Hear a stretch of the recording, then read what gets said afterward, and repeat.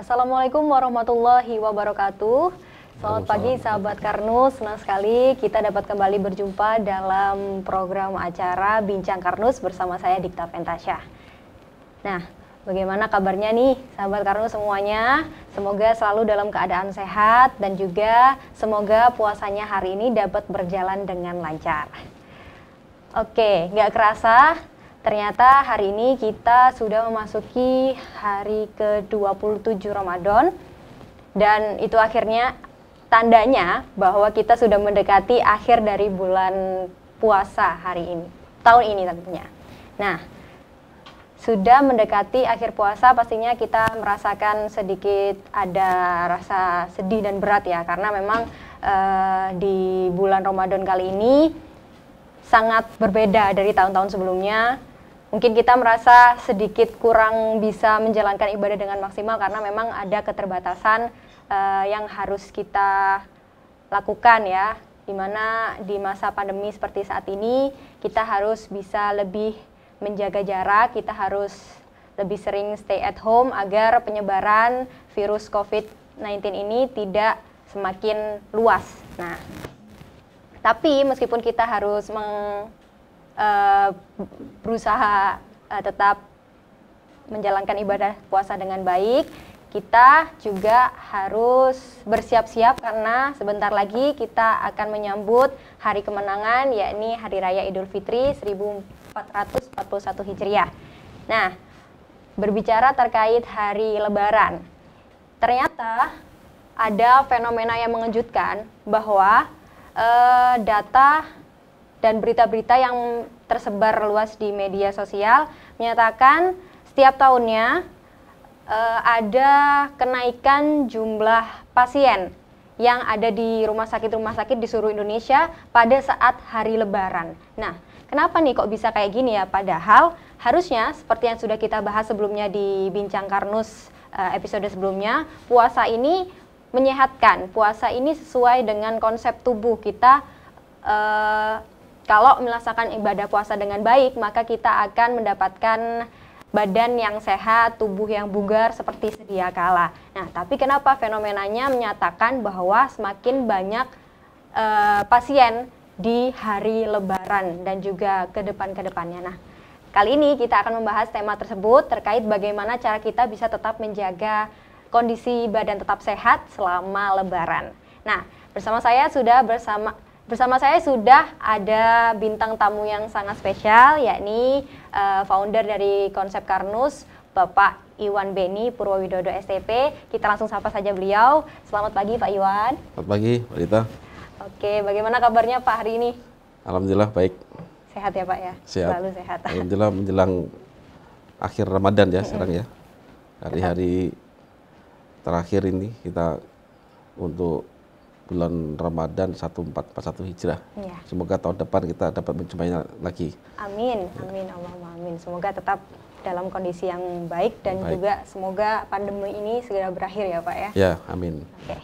Nah, berbicara terkait hal yang saya sampaikan tadi Pak, ini kok faktanya hampir tiap tahun itu ada kenaikan jumlah pasien yang dirawat inap maupun yang berobat pada saat Lebaran nih. Ini kenapa ya Pak ya, kok bisa seperti ini? Kan harusnya sesuai dengan kemarin kita bicarakan pada saat Bincang Karnus sebelumnya, puasa ini menyehatkan sesuai dengan konsep alami tubuh. Nah, kok bisa nih Pak seperti ini? Itu bisa dijelaskan sedikit mungkin Pak? Ya, jadi puasa kan kita kan mulai pertama mengatur, menjadwalkan makan ya.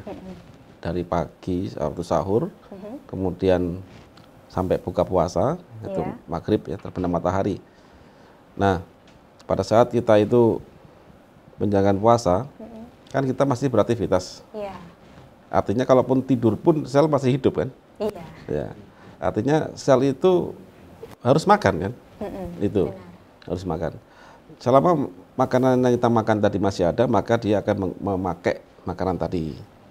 Begitu habis, maka dia akan membongkar cadangan makanan yang sekian tahun. Jadi kita puasa setiap tahun ya, Ramadan full 30 hari. Jadi 11 bulan sebelumnya kan kita enggak rutin puasa. Iya, benar. Artinya tubuh itu waktu kita makan itu sebagian akan dipakai untuk energi kita. Jika berlebih, dia akan disimpan jadi cadangan makanan. Ya, pada waktu kita puasa, nah kita itu diminta untuk makan atau sahur. Di makanan ini akan habis energinya sampai mungkin tengah hari. Nah, selanjutnya sampai maghrib itu kita akan menggunakan cadangan makanan yang sekian bulan ada dalam tubuh kita, dibongkar lagi lah. Artinya cuci gudang. Ya, itu kan. Ya, itu begitu. Nah, tapi jangan lupa kita harus pahami tubuh itu untuk membakar atau mengambil bahan makanan dari gudang itu kan harus masuk ke skema metabolisme tingkat sel, pembakaran tubuh, itu kan. Ya kita harus memenuhi kaidah itu. Bukankah semua yang terjadi di alam semesta ini sudah sunatullahnya kan? Sudah given. Sudah given. Nah, kita diminta untuk memastikan bahwa algoritma atau langkah-langkah yang harus terjadi dalam proses pembakaran makanan itu harus sesuai. Nah, itu. Nah, ini yang mungkin yang banyak yang nggak tahu, banyak yang lupa itu loh. Banyak yang lupa seolah-olah tubuh itu pasti bisa kok, sel pasti bisa untuk untuk merubah makanan, cadangan makanan.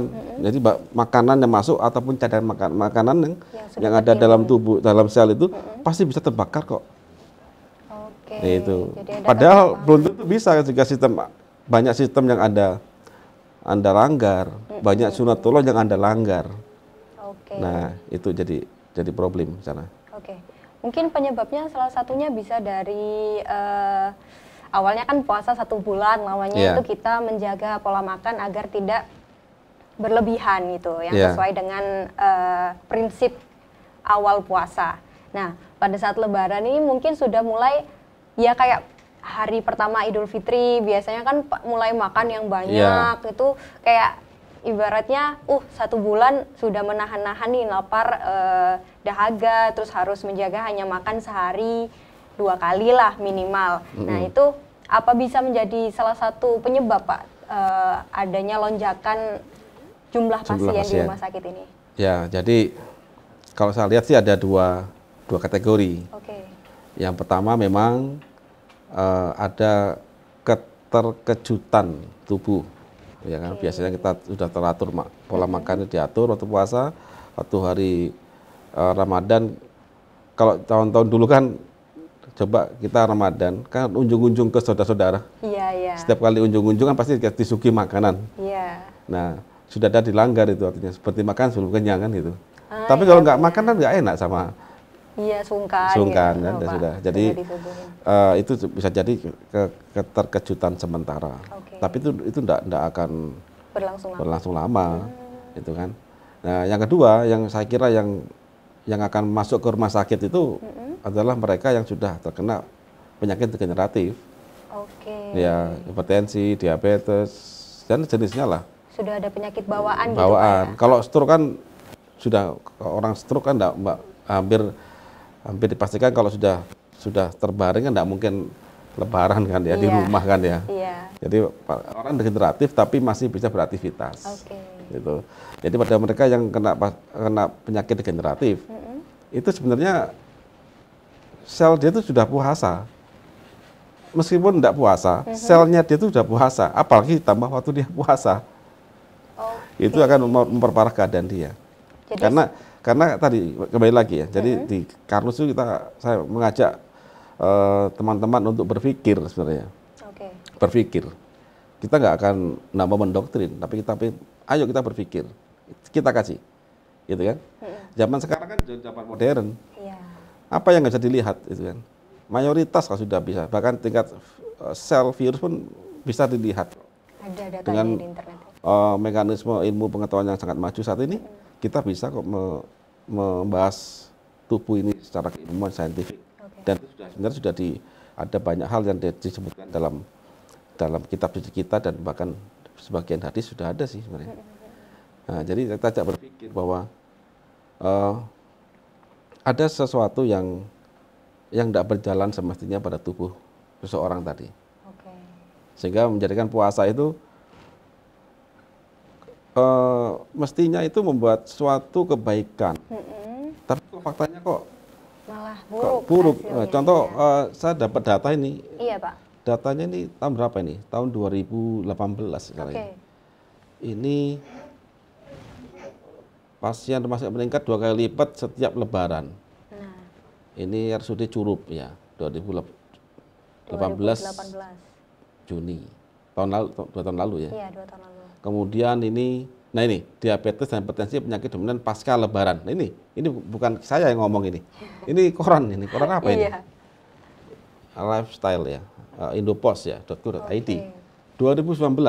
Tahun lalu ya, Pak. Tahun ya? lalu, gitu kan. Kemudian apa lagi nih? Di Pangkalan Bun. Pangkalan Bun 2 kali lipat juga ini. 2019 juga. 2019. H+3.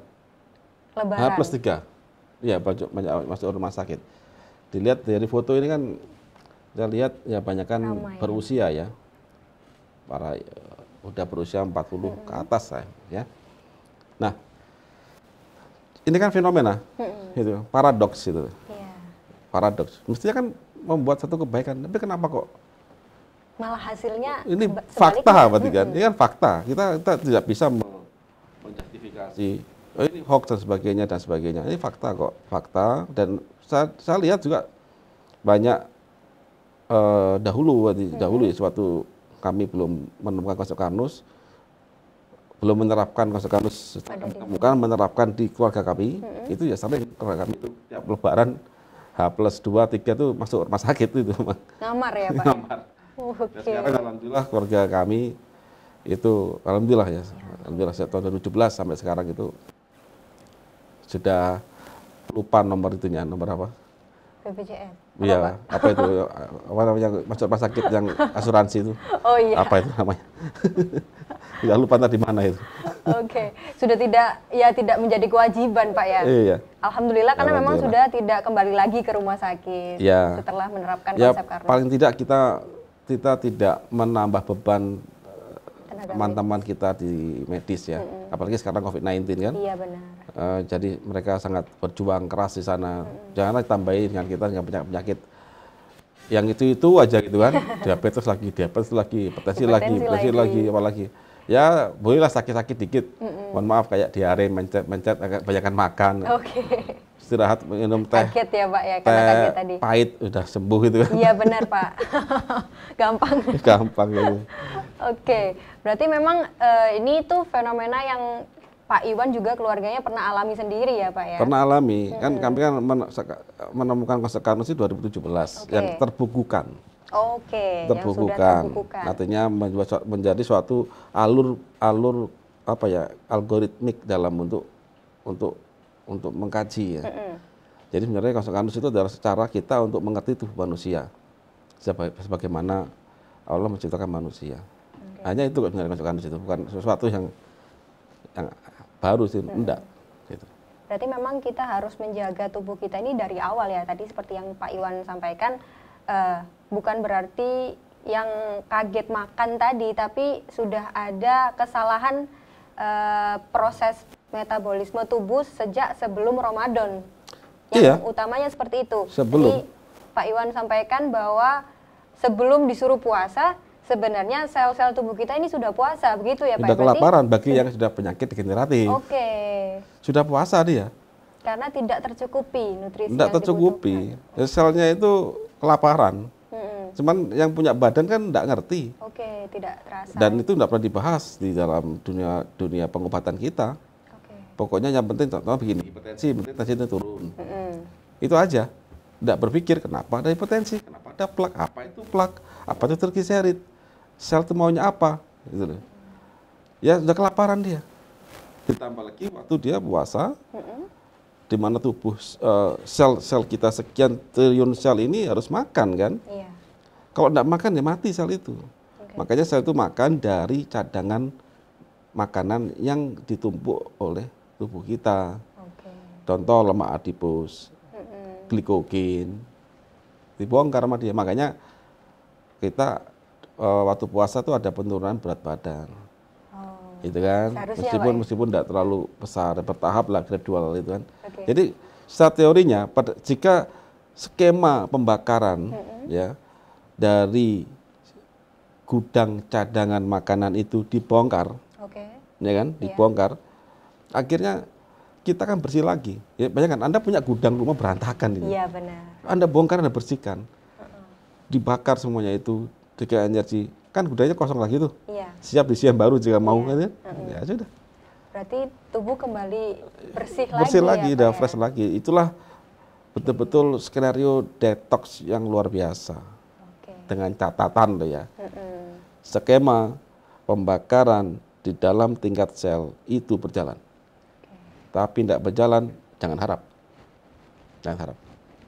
Ya, berarti memang sebenarnya puasa ini udahlah suatu kegiatan atau ibadah yang menyehatkan ya, Pak. Menyehatkan. Dan kalau kita puasa itu ada tahapannya. Contoh ya, kan banyak sekali kalau kita kaji tentang, terutama di agama kita, Ya.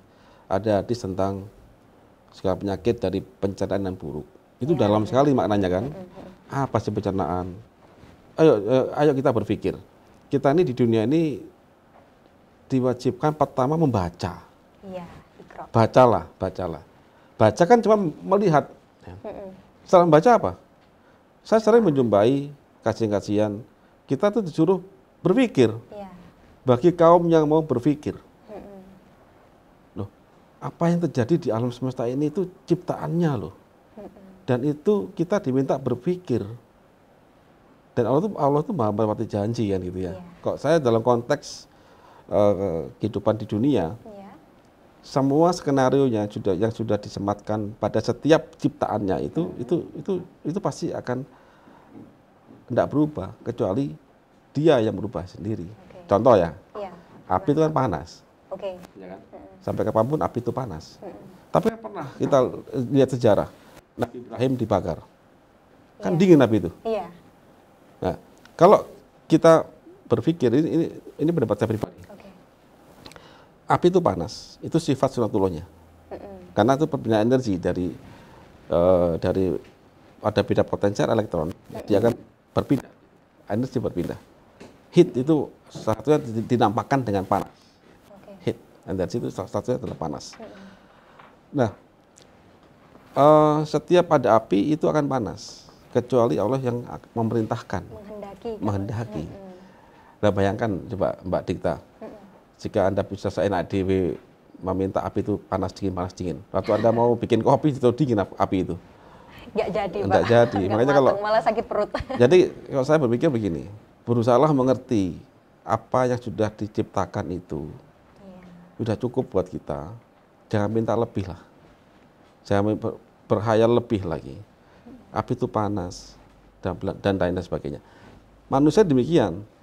Manusia itu kalau kita belajar tentang perpindahan energi dari makanan, energi kimia menjadi energi gerak kita, itu kan berlangsung di mitokondria, di setiap sel kita kan. Dengan mekanisme yang panjang, silakan nanti Bapak Ibu pelajari lagi FGD yang sudah ada di video kita ya. Yang terakhir hipertensi itu yang saya kira menarik sekali itu. Iya, siap. Ya. Tapi ingat, makanan kita itu bentuknya kan padat, cair dan sebagainya. Sel itu maunya apa? Maunya sel itulah sudah sebagian dari sunatullah dari Allah SWT, dari Tuhan. Sel maunya apa? Sel itu maunya glukosa. Sel itu maunya asam lemak. Kemudian sel itu untuk terjadi pembakaran butuh katalis, enzim. Kemudian ada yang kontrol proses itu, ada yang mengkontrol proses itu. Apa dia? Hormon. Dan ini semua itu bahan bakunya ada di makanan kita. Cuman saling cross-link, saling berikatan panjang dan besar. Dan itu harus dirubah dulu. Yang merubah dia pertama kali itu pencernaan kita. Makanya segala penyakit tadi dari pencernaan yang buruk. Ini pahami dulu, oke. Nah, setelah dipecah ya.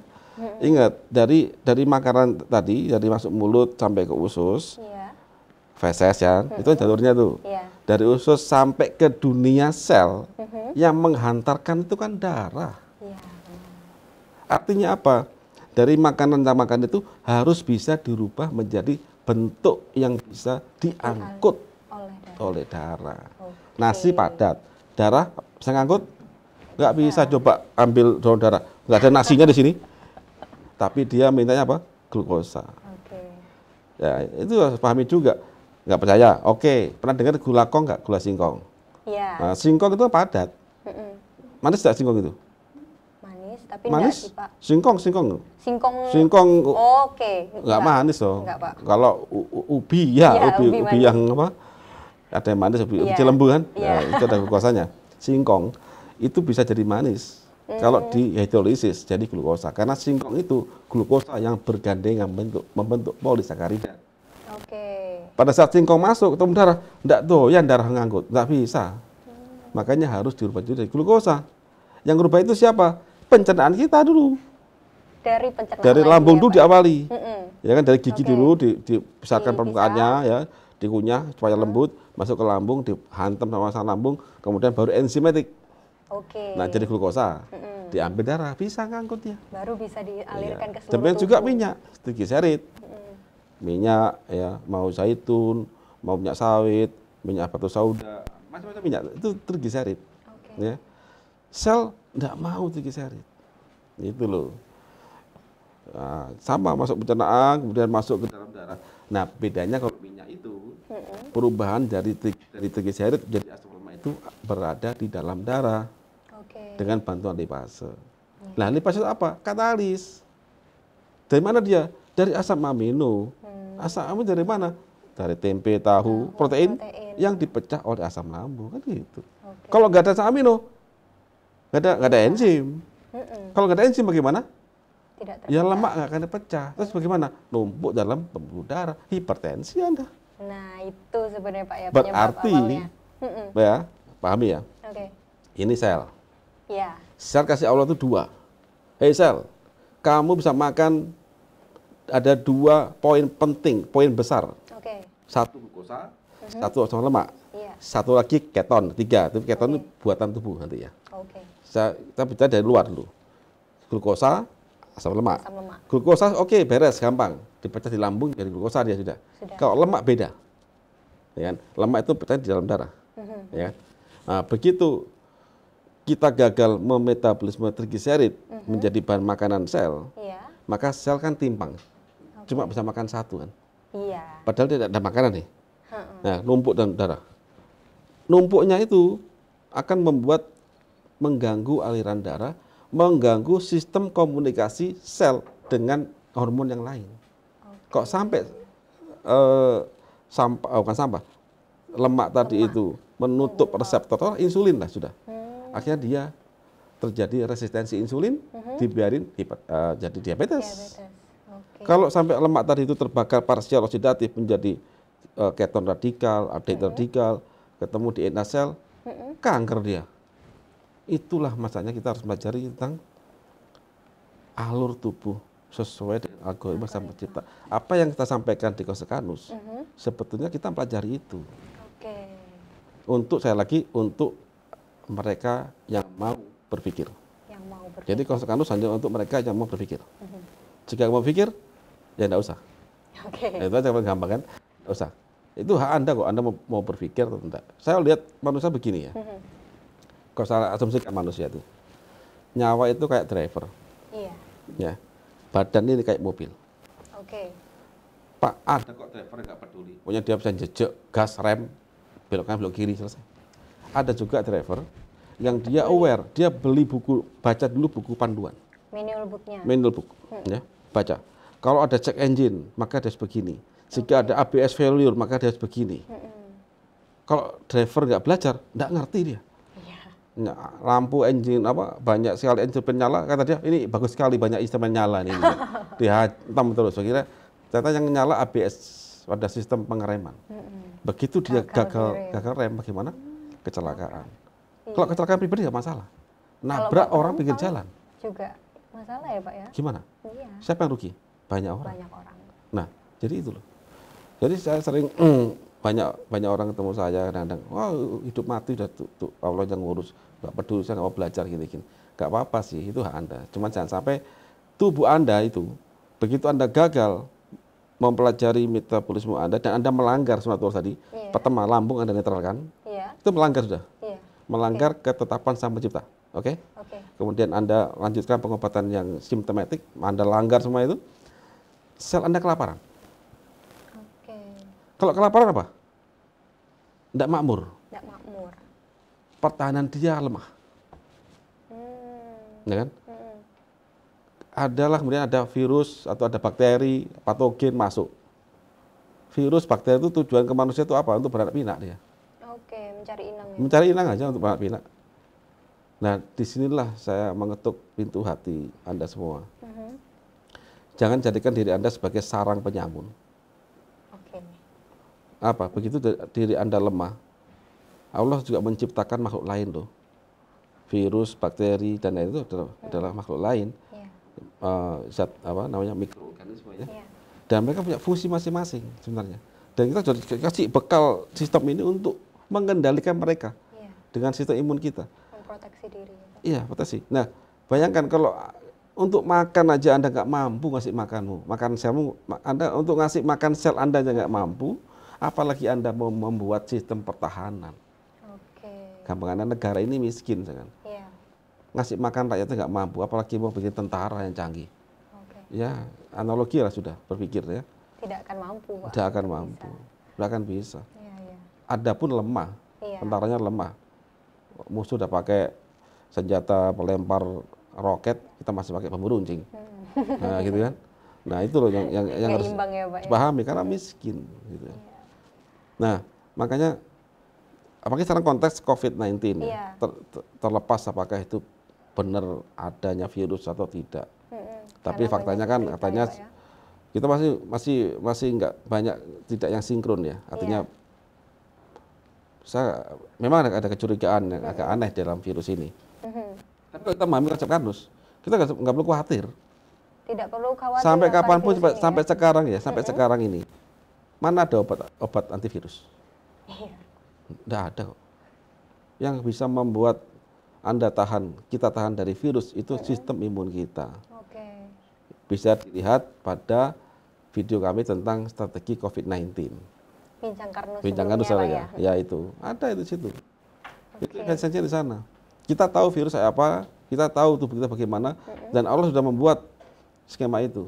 Tinggal kita ini berusaha, manusia itu sudah dibuat secanggih mungkin, tinggal you mau ndak mengerti tubuhmu. Seperti driver tadi mau membaca dan berpikir.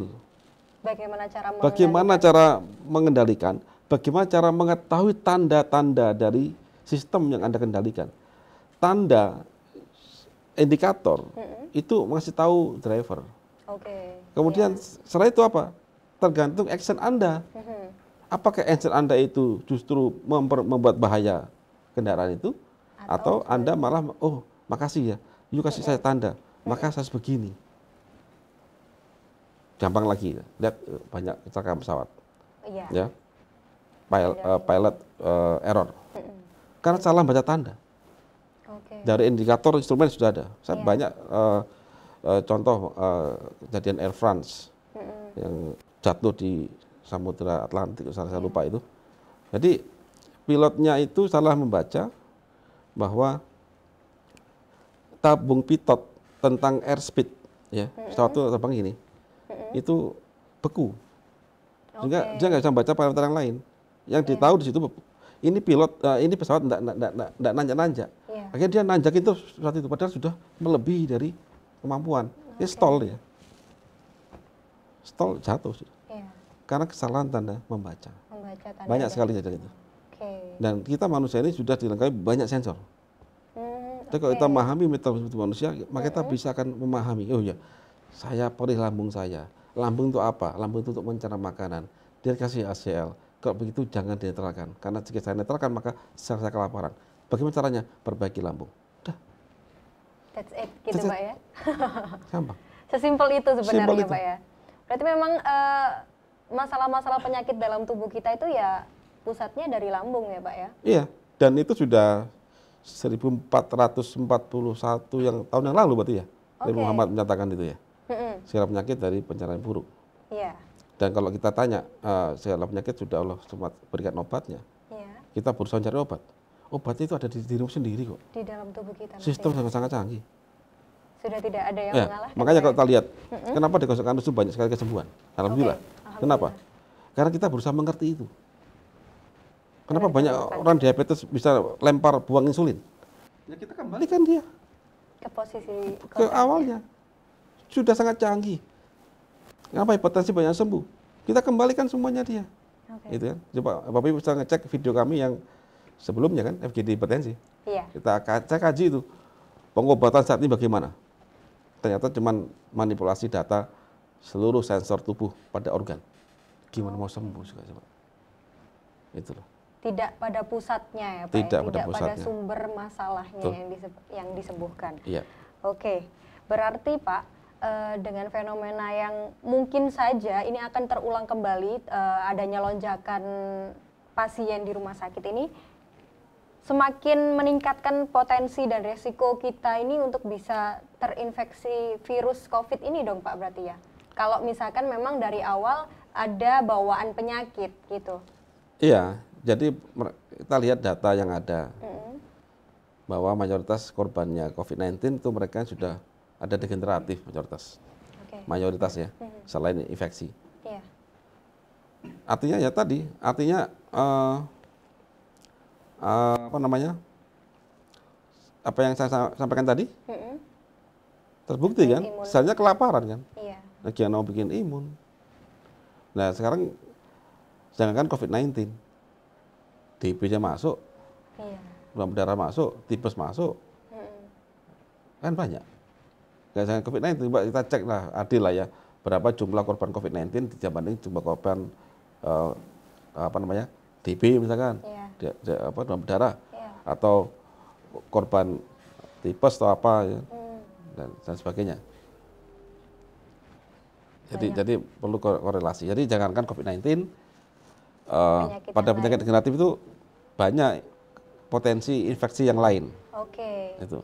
Berarti karena memang sudah dari awalnya tubuh tidak mendapatkan nutrisi Ya. yang seharusnya. Tubuh tidak berjalan seperti seharusnya. Oke. Itu yang apa namanya?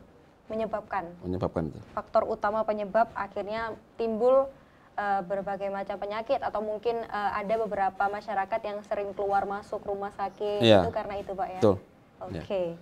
Nah, ini kan karena mendekati Lebaran nih Pak, kita kan membicarakan tema tentang Hari Raya Lebaran. Ini ada juga berita bahwa sekarang ini banyak warga masyarakat di Indonesia khususnya yang mulai memadati pusat perbelanjaan lagi Pak.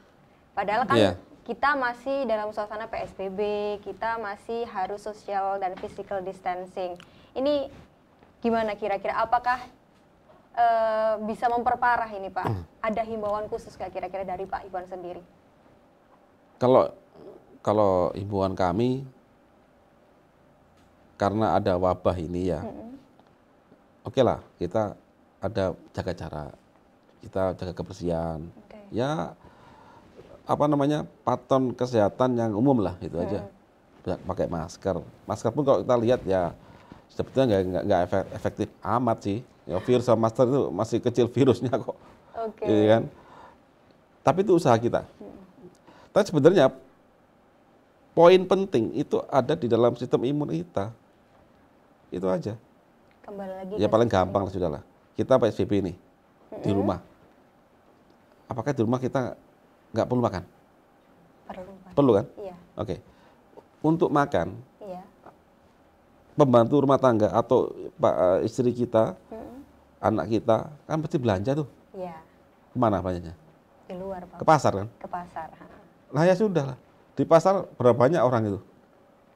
Banyak. Atau lah, kata di sini ada orang namanya melijo. Apa nama melijo itu? Pedagang keliling. Oke. Ya, sayur. Ya, ya. Kita nggak kemana-mana Pak. Ketemu sayur diantar atau ojol. Iya. Loh, mereka dari mana-mana kok. Sama saja ya. Sama saja menurut saya. Nggak jauh. Ya kita hanya mereduksi sedikit potensi itu. Tetapi yang paling penting adalah bagaimana sistem imun itu kita dalam kondisi prima. Oke. Dan untuk jadi punya sistem imun yang prima, jangan lupakan bagaimana proses pembangkitan energi di tiap sel. Dan itu harus sesuai kaidah yang sudah Allah sematkan di tubuh kita. Dan itu sudah kita pelajari sejak kita SD, SMP, SMA. Cuman kita tidak paham saja. Iya. Gitu. Belum memahami, hanya pernah membaca. Hanya membaca. Iya, berarti belum dihafalkan. Tidak berpikir. Iya, belum pada proses berpikir. Di agama kita kan bacalah. Baca? Terus sering kita menjumpai bagi orang yang mau berpikir. Ilmu atau sesuatu hal yang sesuai itu bagi orang-orang yang berpikir. Betul. Ya. Nah, ilmu sangat luas. Jadi untuk memahami tolak Quran berapa saya ya, alam semesta ini, kita harus belajar banyak ilmu. Tidak bisa satu ilmu saja. Kalau kita belajar ilmu kimia, fisika, biologi, ya minimal itu aja kita paham. Maka kita akan memahami penciptaan ini. Dan kita akan ketemu dengan Sang Pencipta sebenarnya dari situ. Tidak mungkin sesuatu yang runtut ini tuh nggak ada yang menciptakan. Tidak mungkin dia duduk sendiri tiba-tiba berkoordinasi dengan sel kita sekian triliun sel loh ini. Dia berkoordinasi dengan sangat harmoni. Wih, kalau saya pelajari itu, subhanallah, ternyata bagi kita kalau tidak memahami ada Sang Pencipta itu, dalam tanda kutip saya ya kebacut. Iya. Itu kebodohan tingkat tinggi lah. Karena kita sudah memahami benar ya Pak ya. Cobalah, makin kita kaji ilmu pengetahuan, kita akan sampai ke sana. Tolong buang ego. Oh ya. Dalam pelajarinya. Kita tidak berhak, nanti gini, posisi kita dalam seorang mengkaji ilmu itu, seperti kita beli mobil, dapat buku panduan, sudah, ya. Anda bukan pembuat mobil loh, Anda beli, Anda user, wes ini skema itu sudah dibuat oleh pabriknya, gitu kan, pahami dulu. Orang beli mobil 5M, 10M, nggak berani dia mau macam-macam. Baterainya berapa miliar? Kalau cari mobil murah-murah, oke, rusak buang, oke. Tapi kita dalam konteks belajar alam semesta, ini given, sudah diberikan, sudah ada. Kewajiban kita hanya membaca, berpikir, mempelajarinya, dan merawatnya, kemudian bertindak seperti apa yang diperintahkannya. Sampai waktu yang ditentukan. Iya. Sudah, itu aja. Kalau berjalan seperti itu maka enak hidup itu. Enak hidup ya, tenang Pak. Tenang. Nggak ada masalah-masalah yang membuat kita stres karena sakit, karena apapun itu. Masalah ada tiap hari. Masalah itu kayak sinyal, kayak indikator. Nah, kita diminta untuk menjawabnya, untuk merespon itu. Nah, tadi kan disebutkan ada tanda-tanda nih Pak yang dalam tubuh selain dari lambung. Kira-kira mungkin kan banyak dari kita yang masih belum paham Pak. Kira-kira tubuh kita ini misalkan nih pusing. Nah, pusing ini karena apa? Itu kita harus lebih aware nggak sih Pak terhadap diri kita sendiri itu? Selain dari misalkan lambung tadi perih, berarti ada mah nggak boleh dinetralkan kayak gitu. Iya. Ya kembali lagi. Ya kita harus aware, kita pusing kenapa gitu kan. Satu paling gampang, apakah saya udah tidur saya bagaimana? Oh ternyata saya begadang satu hari tidur 2 jam. Anda sudah menzalimi tubuh Anda. Zolim ya Pak ya? Zolim sudah, ya kan? Iya. Apalagi, banyak hal sampai ke simptom ada ketidakberesan metabolisme tubuh. Atau pikiran. Oh jangan salah, manusia ini dikasih sinyal, dikasih reseptor, dikasih sensor untuk berinteraksi dengan alam semesta. Ya kan? Pada saat kita ketemu contoh ular lah, nggak sengaja ketemu ular, loncat tuh kita, refleks.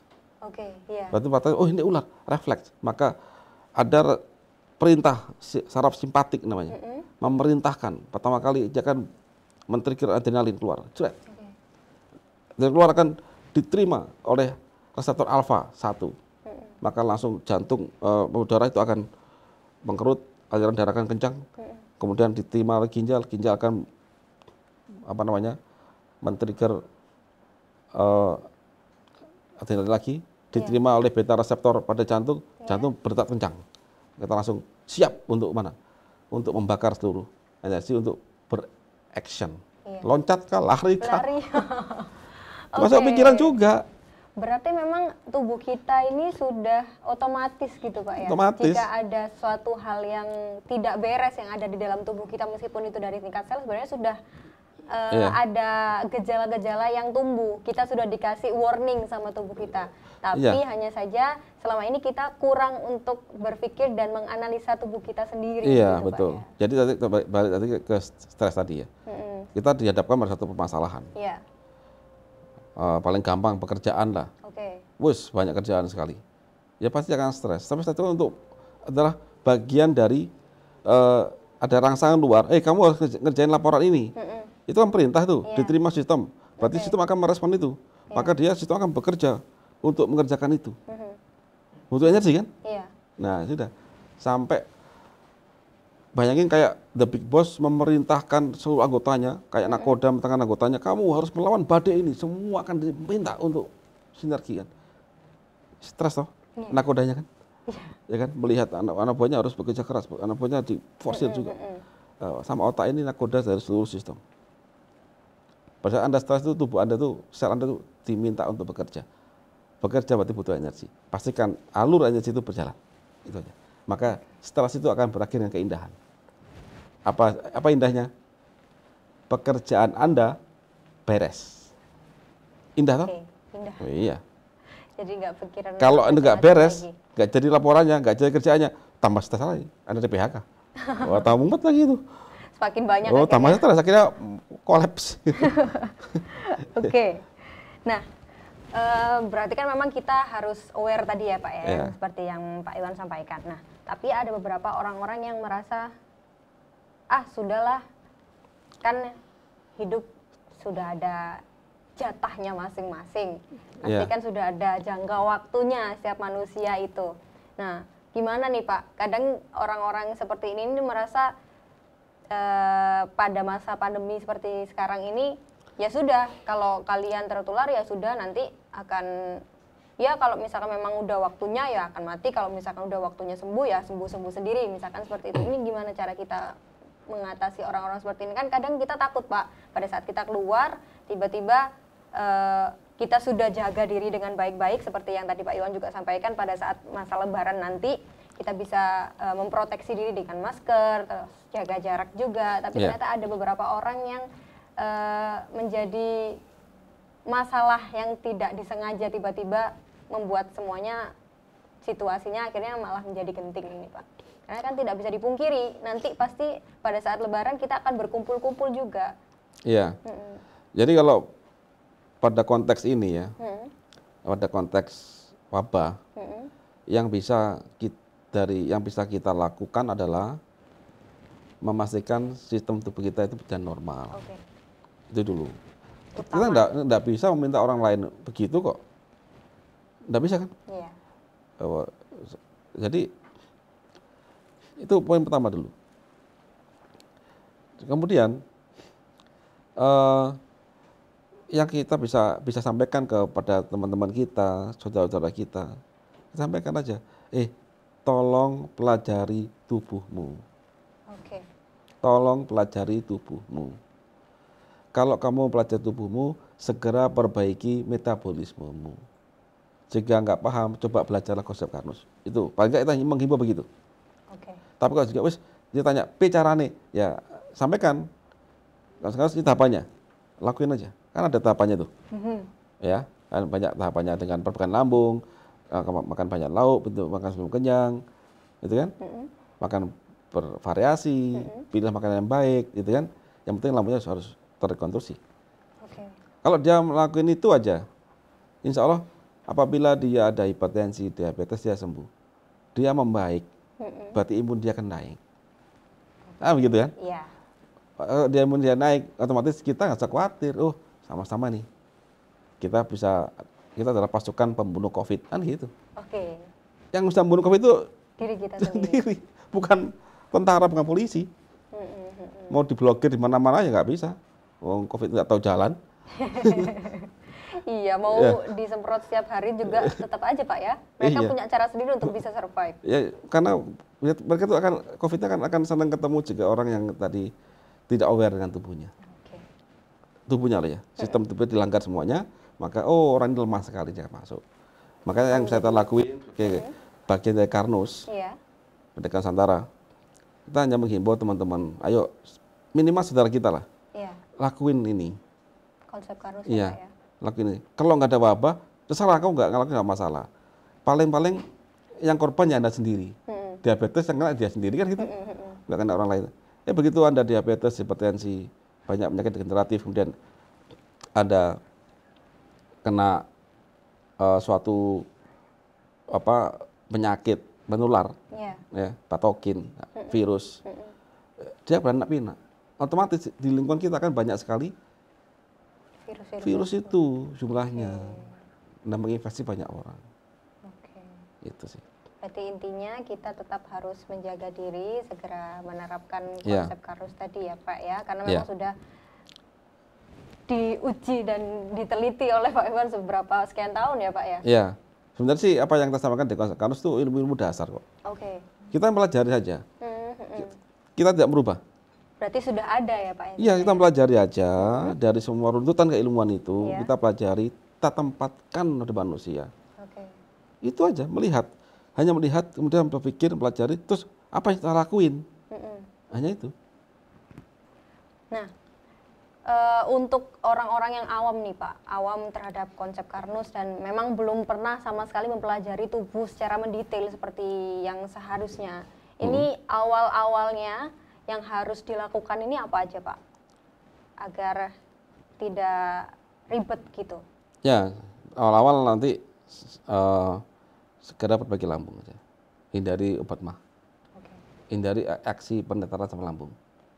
Jika utama itu udah poin penting. Kemudian segera makan banyak lauk, bervariasi. Harus banyak ya Pak ya? Ya. Berhenti makan sebelum kenyang. Nah, itu aja. Bagi Anda diabetes, hipertensi, terapkan itu. Ada misalkan makan makanan yang dihindari nggak Pak kira-kira? Yang dihindari ya makan makanan yang bukan makanan manusia. Ya. Pertama makanan setan deh. Contoh ya. Di sini banyak makanan kayak apa ya, cabenya banyak itu loh.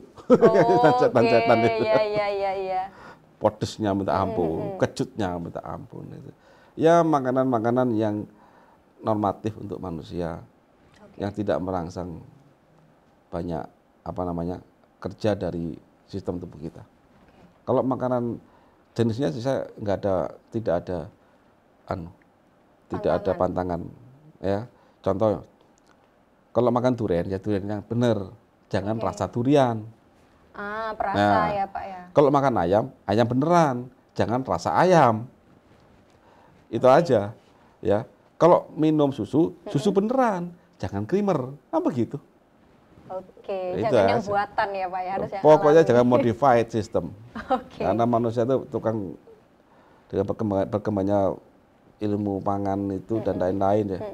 Tapi kok arahnya kok tidak baik gitu loh. Diversifikasinya kok tidak baik. Dan itu akhirnya menjadi hal yang buruk kepada manusia. Ditambah lagi sistem pengobatannya, paradigmanya itu melawan kodrat manusia. Jadi sistem pengobatan tubuh kita itu diarahkan untuk melanggar semua tahapan-tahapan yang sudah menjadi sunatullah dari Sang Pencipta. Nah, kalau kita sebagai Muslim, kalau menurut saya, kita melanggar syariatnya, melanggar ketentuannya kan sudah tidak boleh sebenarnya. Nggak boleh kan. Nah, mobil ini harus pakai bahan bakar tolak Pertamax RON 92. Ada kasih RON 88. Kompresinya 1:10,5. Yang rusak mesin itu. Ibaratnya seperti itu. Begitu aja. Anda beli mobil nggak berani, Anda taati tuh. Manusia loh, kamu melanggar kenapa? Padahal tubuh sendiri ya Pak. Tubuh sendiri. Ya, itu apakah dia mau nggak tahu atau sengaja, itu aja. Yang penting banyak nggak tahu. Tapi kan tetap mau nggak tahu atau nggak mau tahu ya Pak? Atau nggak tahu tetap rusak kan? Iya. Begitu. Makanya kita disuruh berpikir. Berarti memang harus dimulai dari sekarang. Iya. Kita harus start from now gitu Ya, Pak ya. sekarang segera perbaiki. Mumpung belum Lebaran nih, berapa bulan minggu akhir hari ini ya. Iya, sudah mendekati hari-hari Lebaran Iya, ya, Pak. Terus gimana dong jadi Pak? bagi Bapak Ibu yang sudah ada hipertensi dan belum menerapkan konsep Karnus, ya yang bisa Anda lakuin saat ini ya segera terapkan konsep Karnus kalau bisa. Kemudian waktu Lebaran pilihlah makanan-makanan yang artinya tetap banyak lauk yang baik-baik. Terus batasi makanannya. Jangan banyak-banyak. Ya, hindari minuman karbonasi dulu. Oke. Ya, karbonasi itu asam banget. Itu flavoring hindari dulu. Itu jika Anda mau tahu loh ya. Jika kayak apa habis sikat aja. Toh ada rumah sakit apa? Iya, kalau mau masuk rumah sakit. Apa. Padahal biayanya lebih mahal harusnya Pak ya, daripada kita maintenance untuk memperbaiki sendiri. Dan memahami tubuh itu yang paling penting. Oke. Ya. Ya mungkin ada pertanyaan dari teman-teman mungkin ya. Iya, ini kita bahas. Ada pertanyaan dari dari Humayyah Saifullah. Ini pertanyaannya, bagaimana dengan penyakit polio pada saat anak-anak yang sampai sekarang usia 28 tahun tidak berjalan? Nah. Oh, polio ya? Iya Pak. Ini kan kayaknya udah dari mulai kecil. Dulu, dari mulai kecil ini. Jadi yang bisa kita lakukan Pak ya, Bapak Ibu tadi, Bapak Ibu ya? Humayyah Saifullah, mungkin ya, Ibu Bapak ya? Ibu atau Bapak? Ya, oke. Bapak atau Ibu? Bapak atau Ibu, ya tubuh manusia itu ada fitur-fitur untuk direstore ya, ada. Jadi coba kita kembalikan dulu aja. Contoh, pada kasus autis. Autis itu kan apa namanya? Ada gangguan DNA akibat suatu logam berat, ya kan? Nah, dengan menerapkan konsep Karnus itu, alhamdulillah banyak yang sembuh. Artinya perbaikan drastis dari hiper menjadi lebih bisa terkontrol dan lebih cerdas. Dari hipo menjadi lebih cerdas. Itu meskipun normalnya 100% dan sulit ya. Cuman paling tidak anak ini bisa respon dengan sekitarnya. Dan makin cerdas. Itu. Jadi untuk polio terapkan konsep Karnus Pak. Usia 28 tahun ya, perbaiki lambung juga. Kedua kali 1. Algatinya bisa mungkin 3 kali 1. Makan banyak lauk dan sebagainya. Terapkan yang sudah ada. Secara rutin ya Pak? Secara rutin. Jangan berhenti ya kalau bisa. Jangan berhenti. Autis itu saya amati ya, yang hipo itu 2 tahun. Oke, minimal waktunya. Iya, itu mulai ada penambahan tinggi badan itu pada bulan ke-9 tuh saya lupa. Itu udah mulai meningkat tinggi badan. Tapi mulai pada perbaikan itu bulan pertama sudah mulai. Bulan pertama sudah ada perbaikan. Pelan-pelan kan kelihatan orang-orang tahu, oh dia mulai bisa bicara, oh dia udah mulai aktif, oh dia udah mulai bisa godain kakaknya dan itu. Berarti masih bisa Pak ya untuk kita usahakan, kita kembalikan dulu. Insya Allah dikembalikan posisi tubuhnya. Mungkin ada yang ini kalau misalkan nih saya tanya, kalau kasus yang dari lahir misalkan Pak ada kekurangan fisik atau mungkin ya ini penyakit-penyakit bawaan seperti autis atau mungkin polio ini ada kekurangan sesuatu, itu sebenarnya memang dari awal misalkan bawaan dari lahir itu apakah memang dari awal ada konsumsi makanan atau gimana dari orang tuanya atau bagaimana sih Pak sebenarnya kok bisa kan diciptakan kita manusia kan sebaik-baiknya dan pastikan penciptaannya udah sempurna mungkin, tapi ibaratnya kalau ada kekurangan ini kan kurang sempurna. Nah ini tuh apa karena ada kesalahan konsumsi makanan dari orang tua atau mungkin cara istirahat juga bisa termasuk di situ Pak? Ya, pada saat kita sama lagi hamil ya. Jadi masalah sejak bawaan sejak kecil ya. Kita harus memahami. Itulah pentingnya memahami tubuh itu ya. Oke. Manusia itu organisasi sekian triliun sel, sekian triliun sel. Dan dia itu untuk jadi organisasi kan ada butuh aturan. Iya. Aturan itu Allah sematkan di dalam DNA. Oke. DNA itu sebagai mengatur seluruh sistem dan juga dia sebagai tempat untuk disematkannya faktor-faktor keturunan, Oke. hereditas. Iya. Jadi lengkap, bentuk hidung bagaimana, bentuk tanganmu bagaimana, punya tangan apa tidak. Nah kalau pas DNA tentang tangan itu nggak ada, diganggu, ya nggak ada tangan, itu daksa. Oke. Tentang mental, DNA mengatur tentang mental itu bermasalah, jadi autis. Kita pahami, untuk memahami DNA maka lihat itu ikatan molekul DNA. Itu kan, itu konsekarus pelajari itu. Makanya konsekarus itu betul-betul ilmunya luas, gitu, multi ilmu sudah. Kita pelajari, ikatan DNA itu adalah polipeptid, ya kan? Jadi dia itu ada beberapa basan nitrogen, bentuk helix, ya kan? Kemudian dia berikatan dengan apa namanya, masing-masing untai itu dengan ikatan nitrogen, ya ada pasangan-pasangannya itu. Kalau kita memahami tentang ikatan nitrogen, tentang ikatan kovalen pada ikatan DNA, itu mudah diganti, diganggu. Mudah diganggu. Mudah. Makanya pada ibu hamil itu perhatikan sekali. Pertama adalah pastikan metabolisme Anda itu, terutama lemak Anda itu berjalan normal. Lemak itu, trigliserid. Oke. Ya, itu dari lambung nanti, ujungnya. Dari makanan protein sebagai katalisnya. Kemudian jangan suka memasukkan sesuatu yang punya afinitas elektron tinggi. Contoh logam berat atau kosmetik misalkan. Oke. Atau minuman yang banyak sekali kandungan logam beratnya, ion-ionnya itu, ya kan? Nah, apabila sesuatu yang mempunyai afinitas elektron tinggi itu masuk ke level nukleus sel pada janin, nah sudah cacat ya. Makanya kita lihat ya fenomena fakta loh ya. Banyak sekarang banyak ibu konsul ke saya, Pak saya ini saya pakai krim pemutih, terus kemudian hamil saya disuruh berhenti oleh dokter saya, bagaimana? Ya saya jawab, ya Anda kalau hamil jangan pakai begitu-begitu, saya bilang kosmetik pemutih, merubah dan sebagainya. Kenapa? UV itu digunakan untuk kehidupan alam semesta. Dia punya kemampuan untuk melempar elektron untuk proses fotosintesis. Karena dia punya kemampuan itu, maka dia bisa merubah pada seluruh makhluk hidup yang ada di dunia ini.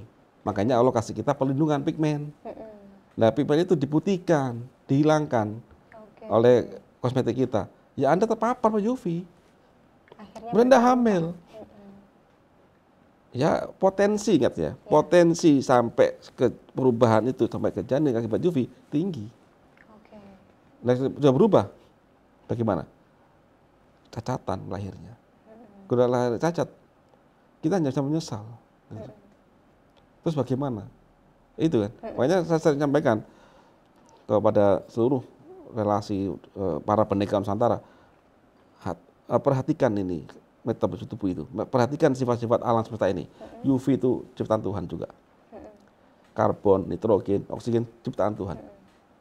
Dia punya sifat. Manusia pun dikasih sistem. Pahami itu manusia. Jangan rubah dia. Jika Anda hitam manis, syukuri aja. Hitam manis. Jangan diputihkan. Ya, itu contoh kasus loh ya. Nanti kita kaji lebih lanjut pada sesi itu tentang gitu. Intinya jika kita ingin berdamai dengan alam semesta ini, apa yang sudah Allah sematkan pada kita itu sudah sempurna. Oke. Anda tinggal merawat. Ya. Itu aja, jangan ada lawan kodrat itu. Penyakit ini terjadi akibat apa? Karena ketidaktahuan Anda, kita semua nggak tahu, kemudian kita melawan kodrat dari Sang Pencipta. Contoh lambung Anda netralkan, obat-obat yang Anda minum itu obat-obat simptomatik, hanya membypass ginjal, membypass jantung, membypass sensor, Tidak pada apa-apaan itu. pusatnya. Kalau saya bilang apa-apaan itu. Nah, Karnus berusaha untuk bisa berusaha untuk menanggulangi itu. Ya. Oke. Nah, ada lagi nih Pak pertanyaannya. Sepertinya ini tadi sudah dijawab, tapi mungkin bisa disampaikan lebih detail lagi untuk menjaga imunitas tubuh dalam menghadapi Lebaran. Ini ada produk Karnus apa nih yang harus diminum, Pak? Boleh, dari Pak Soeharto. Kalau imun itu adalah derivat dari sistem tubuh. Maka kasihlah makan dia. Ya kan? Ya. Kalau Bapak tanya begitu, saya akan jawab. Pastikan sistem itu berjalan. Dan itu kita hanya ada dua kan, Agakut sama Algati. Itu untuk mengembalikan sistem. Setelah itu apa? Ya makanan yang baik tadi. Banyak lauk, bergizi, berhenti makan sampai kenyang. Insya Allah kita akan sehat. Oke. Jadi jangan harap saya punya produk A untuk langsung ke imun. Imun itu di level sudah derivat. Jika Anda bisa kasih makan selmu, Anda akan bisa punya imun. Jadi memang dari dalam ya, Pak? Iya, ya? imun itu butuh pasukan, imun itu sistem. Iya. Dia butuh energi. Gitu.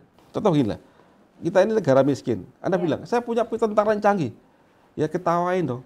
Nah, kamu kasih dulu makan seluruh warga negaramu, kemudian Anda pilih warga negara kuat-kuat, Anda danai dia. Imun butuh dana. Oke. Imun itu untuk membunuh sel, membunuh musuh. Itu butuh energi. Gampangnya tentara itu kalau suruh bertempur kan butuh logistik, Iya. butuh senjata. Iya, Senjata gratis, Enggak. beli senjata itu. Di tubuh kita apa? ATP, Oke. adenosine triphosphate. Dari mana dia? Dari glukosa. Dirubah jadi ATP dengan katalis enzim. Dari lemak. Jadi asam lemak dengan enzim lipase masuk ke mitokondria di katalis enzim. Jadi ATP. Baru Anda suruh perang. Baru bisa. Iya, jadi jangan lagi berpikir instan ada produk A langsung ke imun. Saya ketawa ya. Saya kadang geli juga. Gitu. Yang Anda lakukan itu cuman obat-obat itu bukan membuat pasukan Anda hebat, enggak, tapi cuman membypass, memerintah hormon sesuatu untuk naik-naik. Oke. Atau memang betul-betul antibiotik, oke, membunuh bakteri memang dia, senjata itu. Tapi kan apakah kita bisa minum antibiotik everyday? Iya. Enggak bisa, ada aturannya itu. Malah jadi kebal, Pak ya. Jangan macam-macam. Nah, di Karnus kita pahami ini. Berarti ada produk apa nih, Pak, yang cocok Ya, untuk menjaga perbaikan imunitas? lambung tadi ya, Agusarian, kemudian untuk donor elektron, Algati itu, Oke. terus makan banyak lauk, jalankan Karnus. Kemudian jika mau happy-happy, ya boleh tambah kopi love itu kan, Oke. untuk happy-happy, terserah yang lain. Oke. Itu kita pada dasarnya begitu. Terus ya jangan, kok saya bisa saran, makanan kita ini makanan mayoritas sudah banyak minyak. Digoreng. Saya ini suka nasi Padang. Oh iya, sama Pak. Iya kan, enak kan nasi Padang itu? Iya, pasti banyak minyaknya. Tanpa minyak itu enggak enak itu loh. Iya, iya.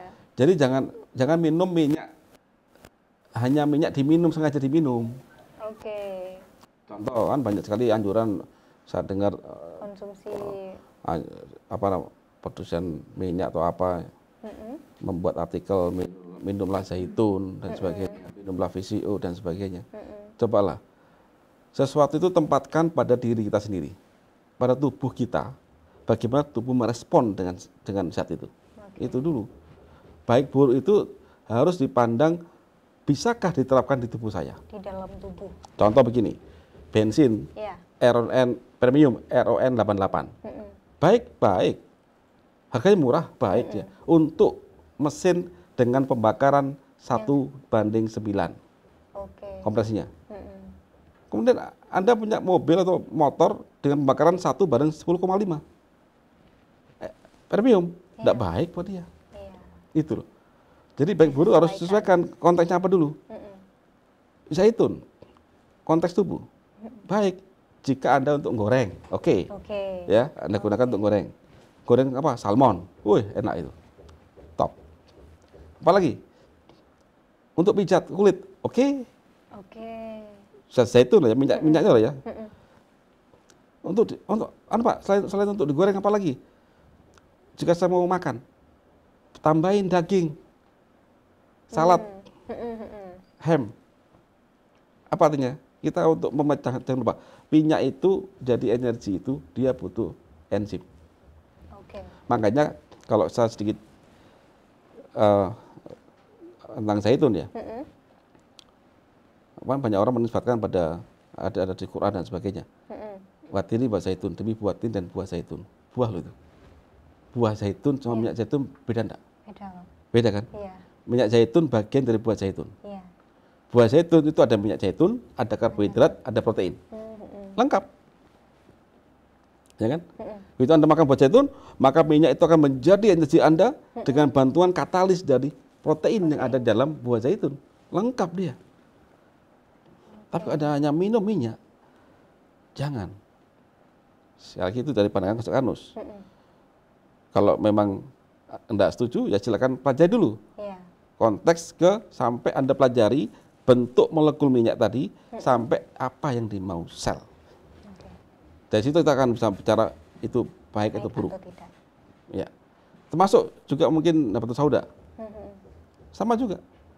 Minyak habatus sauda dengan biji habatus sauda. Kalau saya suruh pilih, saya akan makan biji habatus sauda. Tinggi proteinnya itu 40%. Tinggi.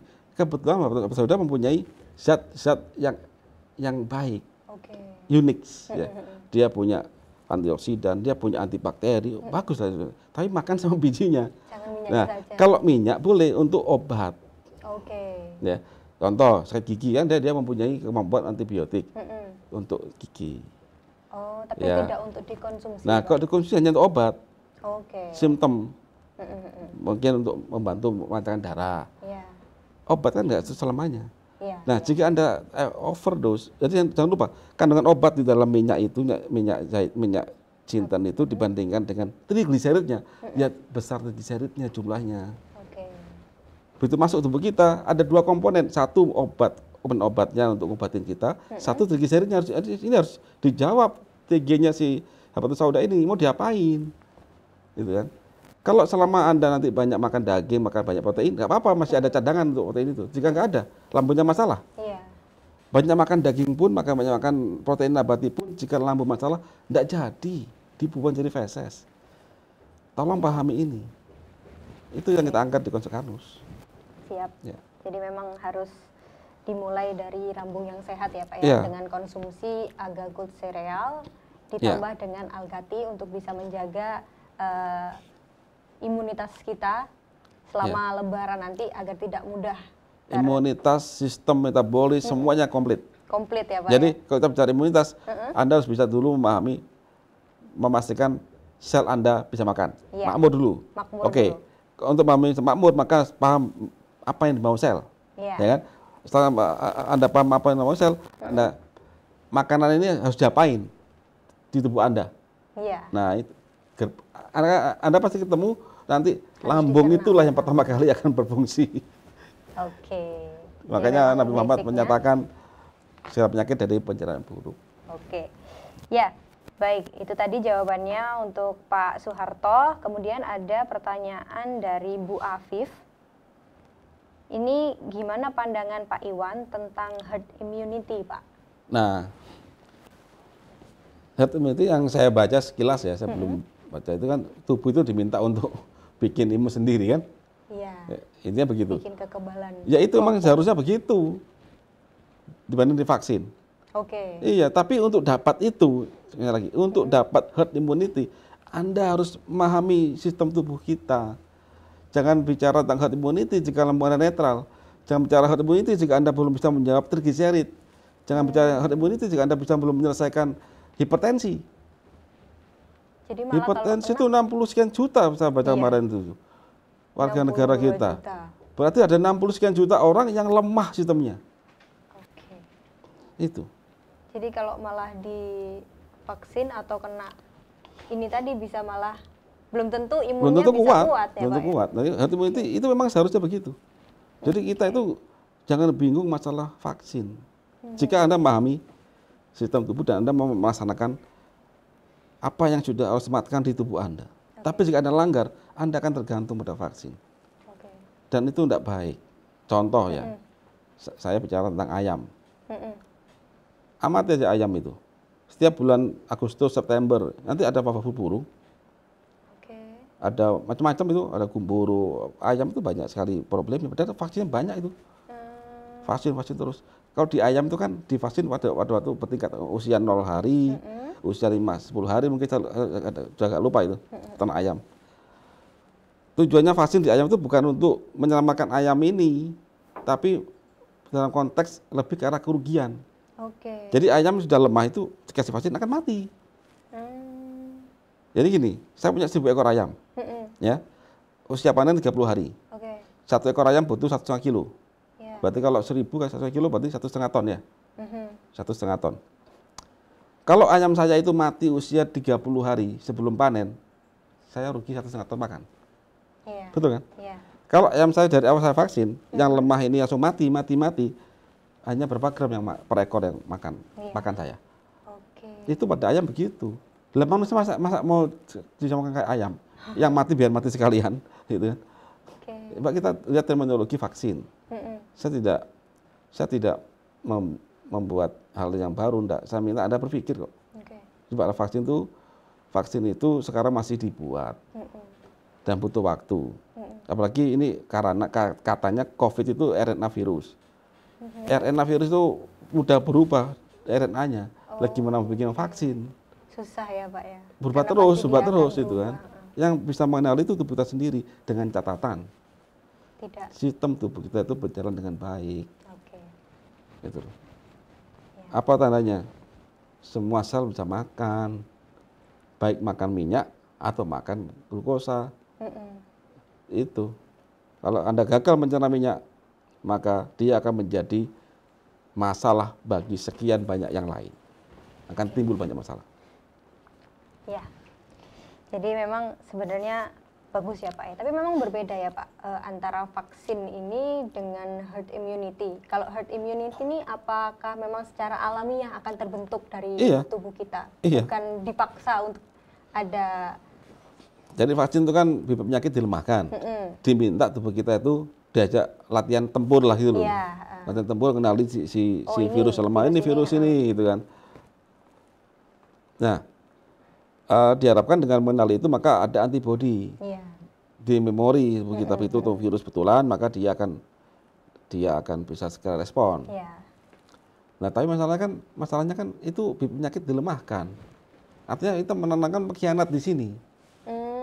Nah, sekarang coba tanya ke para peternak ayam, paling gampang lah sudah. Peternak ayam sudah. Ya. Jadi gini, coba saya tulis. Jadi bentar, saya tak nambah slide dulu.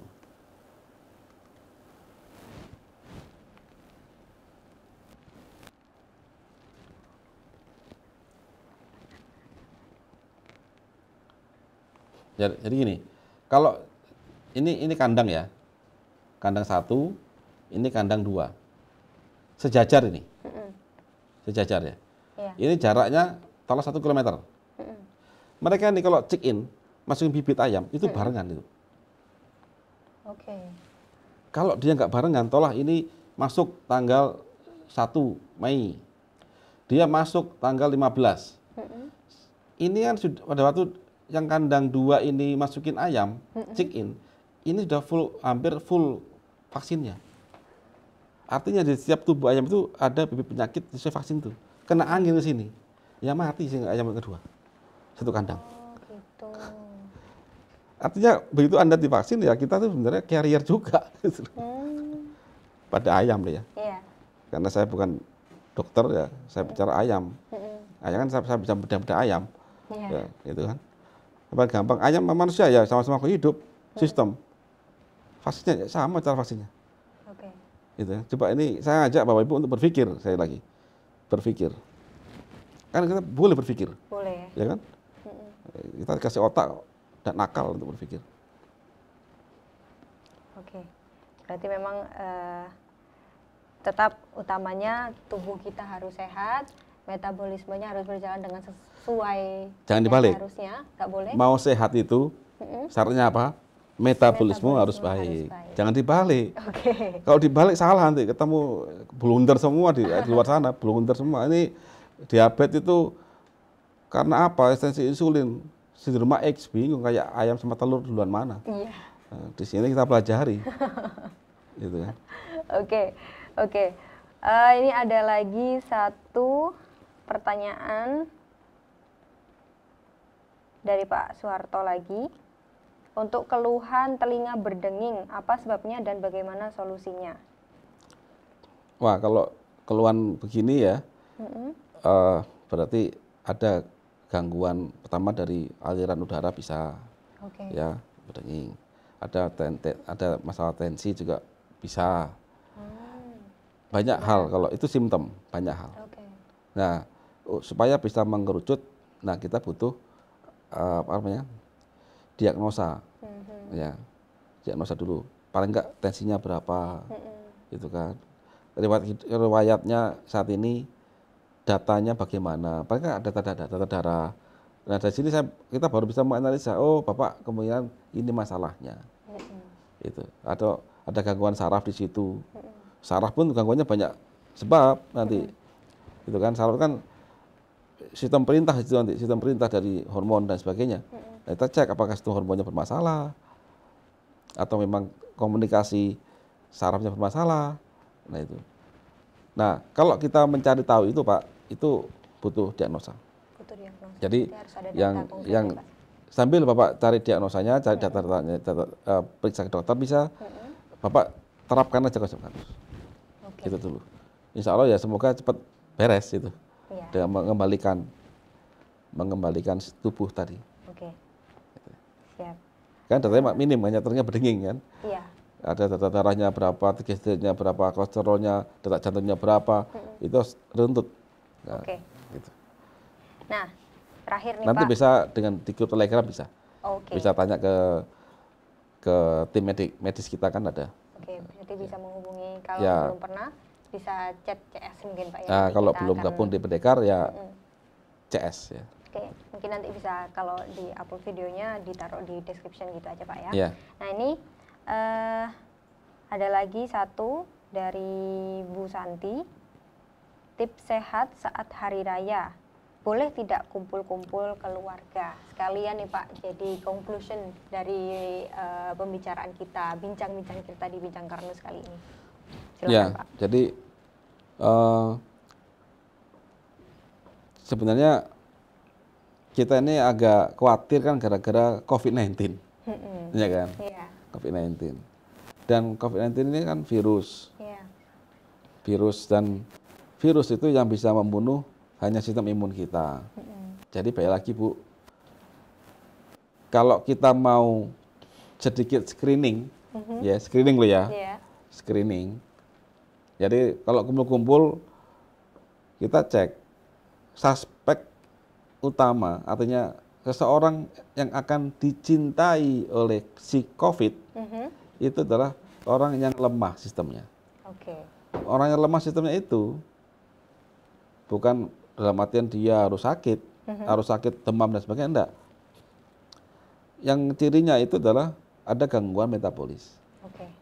Jadi mulai hipertensi, diabetes gitu ya. Nah kalau mau screening Mbak, kalau ada saudara yang ada sedang kena itu ya agak jaga jarak saja. Sambil dikasih tahu, terapkan konsep Kanus untuk memperbaiki diabetesnya, untuk ininya. Nanti insya Allah sistem metabolisme dia akan normal, dia bisa tahan dengan COVID juga. Karena kita ini kan dikasih sistem pertahanan tubuh. Kemudian ada banyak sekali di sini itu di udara kita ini banyak sekali kuman sebenarnya. Sudah ada kan kuman juga ciptaan Tuhan juga. Cuman dengan konsentrasi yang mungkin tidak besar, sehingga sistem kita bisa mengenali, bisa bertahan. Tapi kalau kita dihadapkan dikeroyok oleh miliaran virus, pertanyaan saya apakah kita mampu itu kan. Iya. Nah, oleh karena itu yang bisa kita lakuin apabila kita tahu saudara kita ada yang sedang diabetes, hipertensi, stroke, ya kita jaga jarak dan yang paling penting coba siarkan konsep Karnus ini. Oke. Itu yang poin penjagaan lo ya, screening ya, karena kumpul-kumpul tadi. Yang kedua, ya ibu-ibu harus segera diperbaiki. Kalau tubuh ibu sekarang kebetulan sedang sakit, diabetes, hipertensi, ya minimal itulah ya. Kalau udah langsung demam kan udah langsung suspek itu nanti, ya kan? Saya bilang ibu belum kena ya, tapi ibu sedang ada penyakit itu dan ibu sedang rekonstruksi itu. Saya sampaikan bahwa tubuh ibu itu lemah. Oke, imunitasnya ya, Pak. Ya, lemah.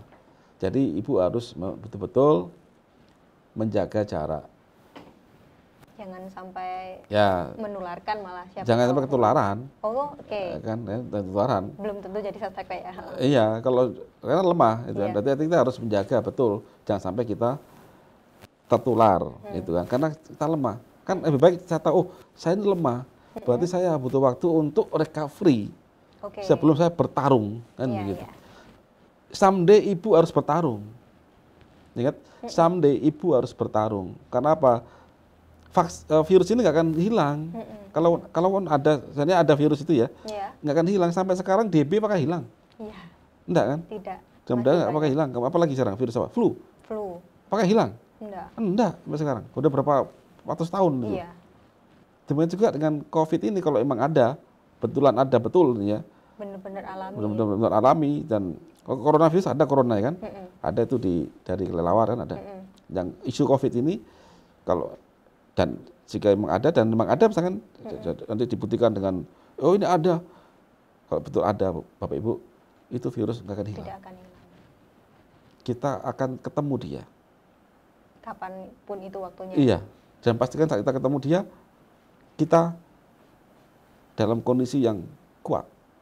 Sehingga begitu kita ketemu dia, langsung berantem ya, sistem ini, berantem, dan kita menang, maka tubuh sudah punya rekod. Oh, si COVID ini bentuknya begini, senjatanya ini, bisa gua bunuh dengan imunoglobulin ini. Sudah direkod. Begitu ketemu, sikat. Jadi sudah tidak khawatir lagi Pak ya.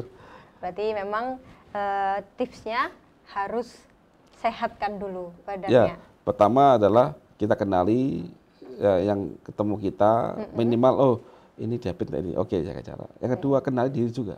Kenali diri sendiri. Ya. Kalau orang sudah demam kan jelas sudah ini bawa penyakit kan gitu kan. Ya, berarti tahu sudah.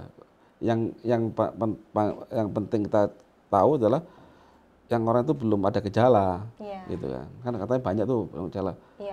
Ya berarti kita kenali siapa yang lemah itu.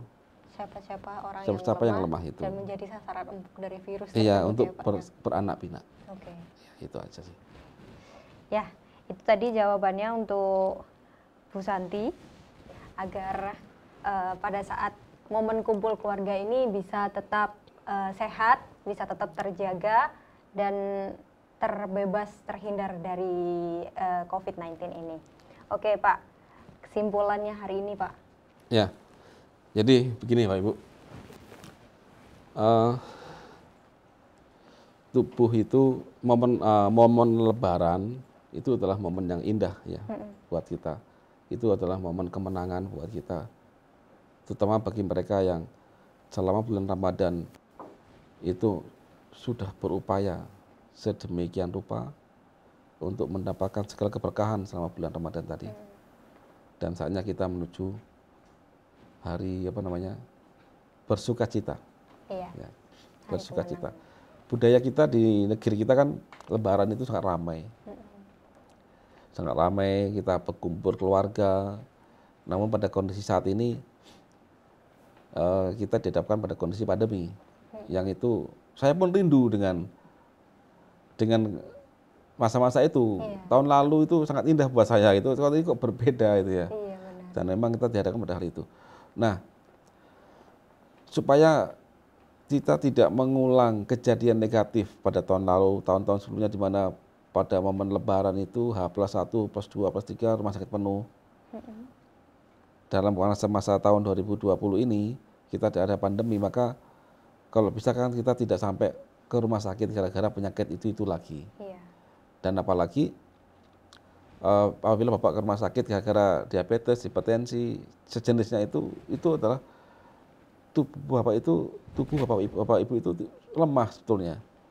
Jangan rumah sakit itu banyak sekali kuman saat ini, ya kan? Iya. Nah, harapan saya dengan waktu-waktu tersisa itu, segeralah perbaiki tubuh kita. Mengertilah, belajarlah, pahamilah, dan berpikirlah.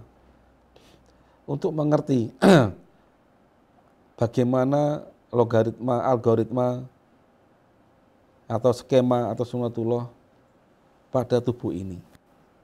Ya. Sehingga kita bisa memperbaiki diri. Sehingga kita begitu kita memperbaiki diri itu, kita akan mendapatkan kesehatan yang maksimal, sehingga kita bisa sehat waktu lebaran dan seterusnya nanti. Ya. Jadi poin kesehatan manusia itu harus dimulai dari kita mengerti apa yang dimau sel. Kemudian sel itu butuhnya cuma satu sebetulnya. Dia bisa mengenerate energi. Dari mana dia? Dari makanan yang masuk ke mulut kita. Dan ini butuh proses yang agak panjang.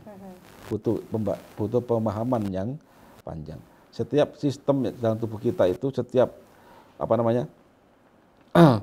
warning, indikator tensi tinggi, gula darah tinggi, itu adalah suatu indikator. Maka Anda harus bisa menyikapinya itu dengan bijak. Kembali lagi pahami tubuh ini dalam melakukan tindakan responnya. Saya kira itu. Jadi dengan memahami tubuh ini, maka insya Allah kita akan sehat. Akan sehat, dan kita bisa beribadah, dan kita bisa menjalankan sesuatu apa yang diperintahkan kepada kita dalam kehidupan ini sampai waktu yang ditentukan. Gitu kan ya. Jadi dengan memahami tubuh ini, insya Allah kita bisa menjadi orang yang makin bersyukur, makin mengenal Sang Pencipta kita. Karena di sini letak keagungan dari Sang Pencipta pada tubuh kita dan alam semesta ini. Ya. Dan tak lupa pada momen ini kami keluarga besar dari Pendidikan Nusantara, manajemen PT ARN ya, TOO Karnus, kami mengucapkan selamat menyambut hari raya ya. Taqabbalallahu minna wa minkum. Semoga Allah menerima segala amal kebaikan kita, amal ibadah kita. Dan tak lupa kami juga mohon maaf apabila banyak sekali kesalahan, tutur kata saya utama yang seringkali saya yang kurang berkenan ya, pada Bapak Ibu dan para teman-teman yang melihat acara ini. Kami dari manajemen, dari segenap tim keluarga besar Pendidikan Nusantara, mohon maaf sebesar-besarnya. Demikian dari kami ya.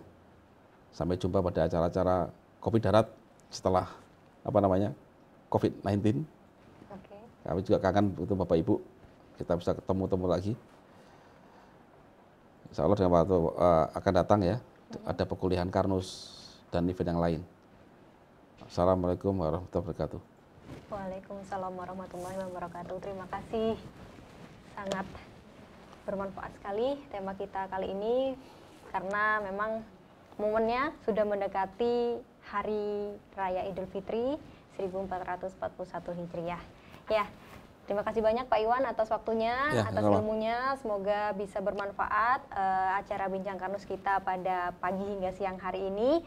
Saya selaku host pada acara Bincang Karnus kali ini, mohon maaf jika ada kesalahan kata maupun perbuatan. Sampai jumpa di acara Bincang Karnus selanjutnya. Wassalamualaikum warahmatullahi wabarakatuh.